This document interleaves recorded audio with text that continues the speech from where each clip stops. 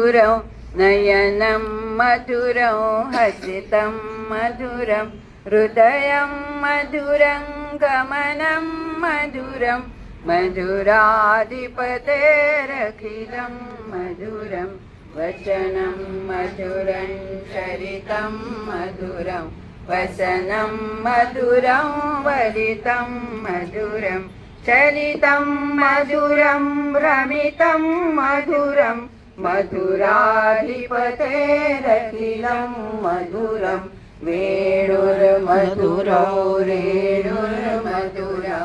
पाणिर्मधुरः पादौ मधुरौ नृत्यं मधुरं सख्यं मधुरं मधुराधिपतेरखिलं मधुरं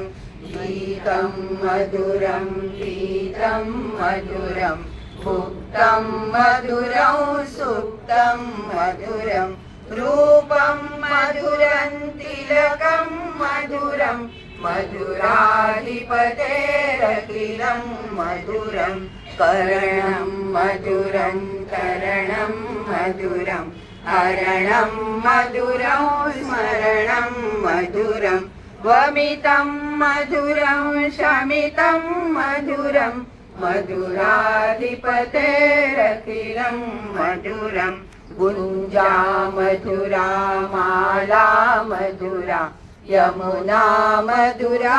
वीचिर्मधुरा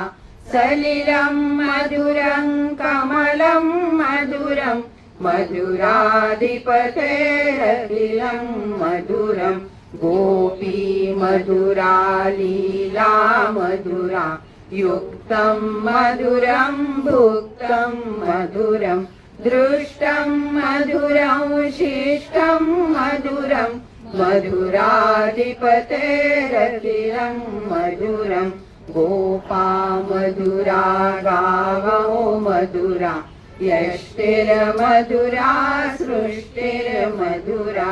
ललितं मधुरं फलितं मधुरं मधुराधिपतेरखिलं मधुरं मधुराधिपतेरखिलं मधुरं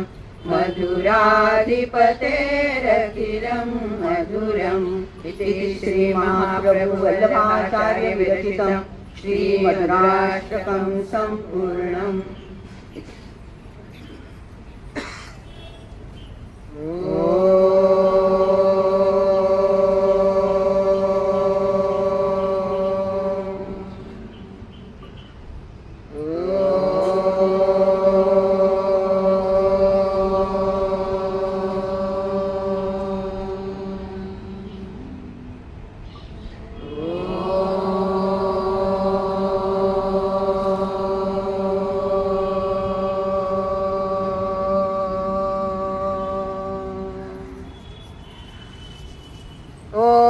पार्थाय प्रतिबोधितां भगवता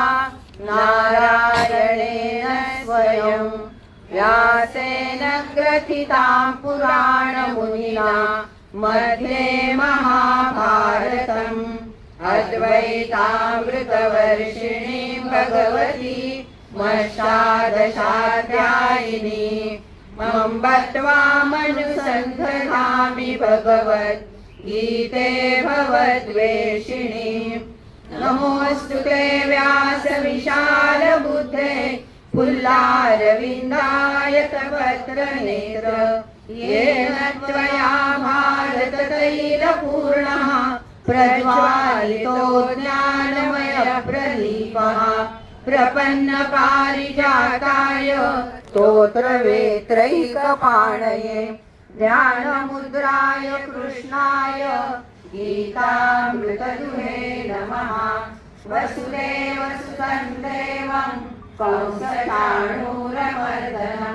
देवकी परमानन्दं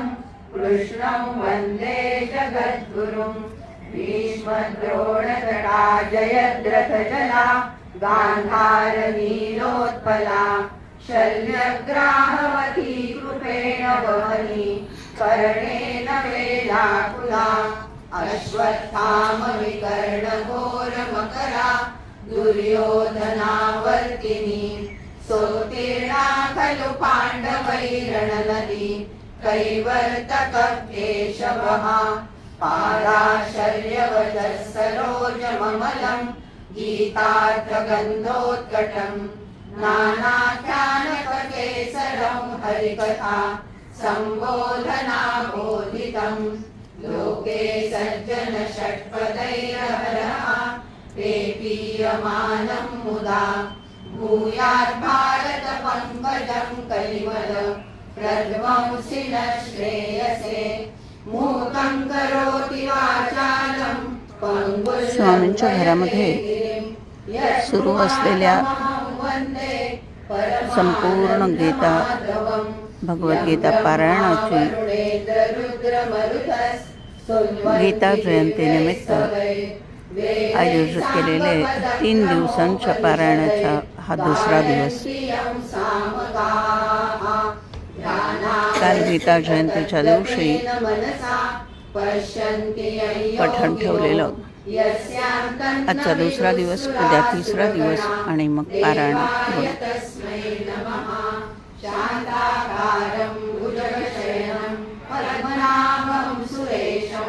विश्वाधारं गगनसदृशं मेघवर्णं शुभांगं लक्ष्मीकान्तं कमलनयनं योगिभिर्ध्यानगम्यं वन्दे विष्णुं भवभयहरं सर्वलोकैकनाथम्. अथ प्रथमोऽध्यायः. ॐ श्री परमात्मने नमः. धृतराष्ट्र उवाच धर्मक्षेत्रे कुरुक्षेत्रे समवेतायुयुत्सवः मामकाः पाण्डवाश्चैव किमकुर्वत सञ्जय. सञ्जय उवाच दृष्ट्वा तु पाण्डवानीकं व्यूढन् दुर्योधनस्तदा आचार्यमुपसंगम्य राजा वचनमब्रवीत् पश्यैतां पाण्डुपुत्राणामाचार्यमहतीं चमूं व्यूढान् द्रुपदपुत्रेण तव शिष्येण धीमता अत्र शूरा महेश्वासा भीमार्जुनसमायुधि युयुधानो विराटश्च द्रुपदश्च महारथः दृष्टकेतुश्चेकितानः काशीराजश्च वीर्यवान् पुरुजित् कुन्तिभोजश्च शैब्यश्च नरपुङ्गवः युधामञ्जुश्च विक्रान्त उत्तमौजाश्च वीर्यवान् सौभद्रो द्रौपदेयाश्च सर्व एव महारथाः अस्माकं तु विशिष्टाये तान्निबोधद्विजोत्तम नायका मम सैन्यस्य संज्ञार्थं तान् ब्रवीमि. भवान् भीष्मश्च कर्णश्च कृपश्च समितिञ्जयः अश्वत्थामा विकर्णश्च सौमदत्तिस्तथैव च अन्ये च बहवः शूरा मदर्थे त्यक्तजीविताः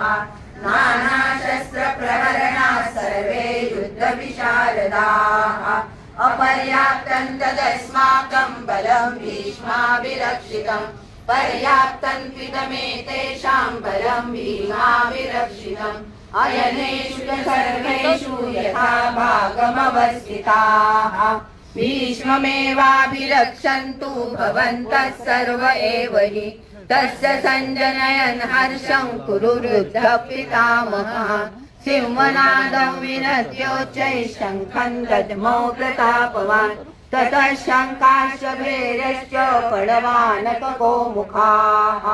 सहसैवाभ्यहन्यन्त सशब्दस्तु मूलोऽभवत् ततः श्वेतैर्हयैर्युक्ते महति स्यन्दने स्थितौ